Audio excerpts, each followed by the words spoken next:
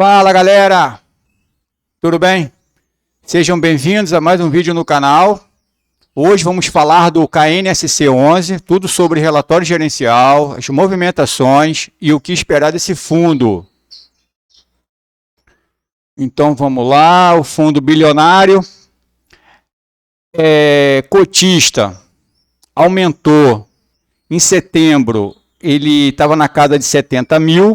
Em setembro está na casa de 74 mil. A galera está aprendendo a dinâmica de não vender no desespero. Bom, aqui a alocação atual do patrimônio líquido, 107,1, significa que o fundo está alavancado, porém o fundo possui operações compromissadas reserva, que equivalem à dívida. Essas operações faz sentido quando ocorrem receitas que são maiores que as despesas que geram, agilizando as amortizações. Então, a estratégia sobre alavancagem está sendo bem executada. Está sendo bem executada. Pagar a dívida já não é bom, porque atrasa outros projetos. Tem gente que fala, tem alavancagem, né? Dívida que são consideradas aceitável dentro de uma porcentagem X. Né? O problema é que na trajetória da dívida pode surgir outros problemas, tipo uma deflação, por exemplo. Aí fica duas bombas para desarmar, galera. Então, é complicado.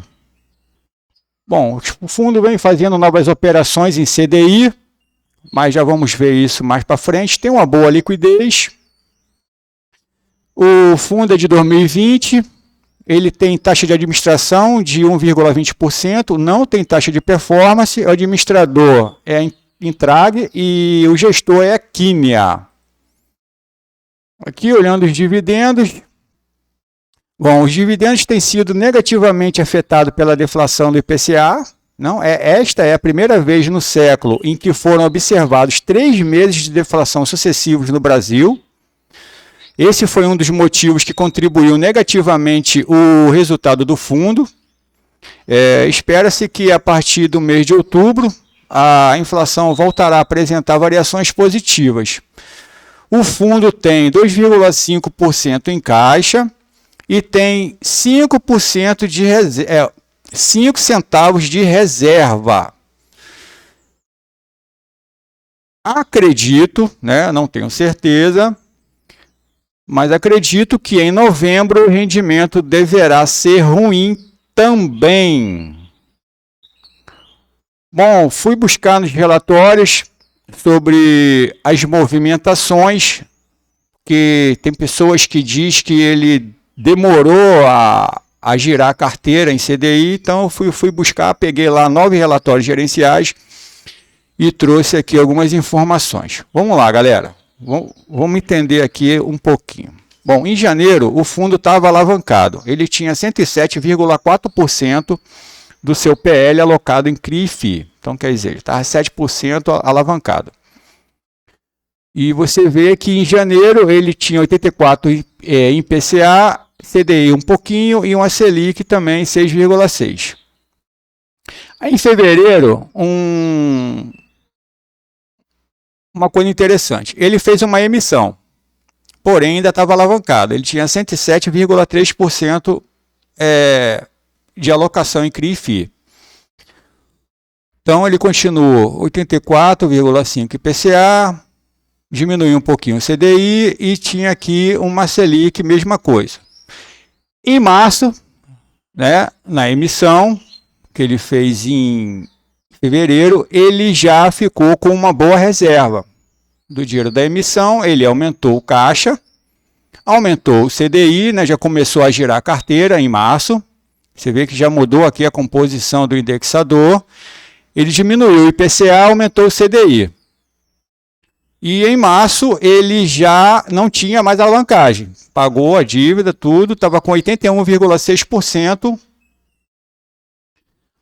do PL alocado em CRI e FI. Então vamos lá, em abril.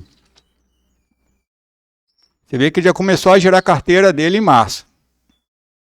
Abril ele estava com PL alocado em CRI e FI de 89,6%.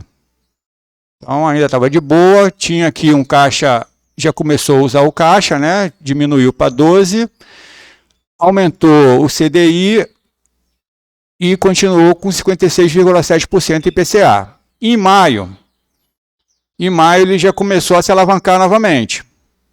Foi para 100,4% do PL alocado em CRI e FI. Aí você vê que a Selic já diminuiu o caixa, eles aumentaram o CDI e aumentaram também o IPCA. Em junho a alavancagem começou a aumentar, né? Já estava 102,5% do PL alocado em CRI e FI em junho, e aumentou também o CDI, o caixa diminuiu mais, e aumentou também o IPCA. Em julho, galera, a alavancagem aumentou. Já foi para 108,4% do PL. E ele aumentou também o CDI, diminuiu bastante o caixa, a reserva, e aumentou também o IPCA.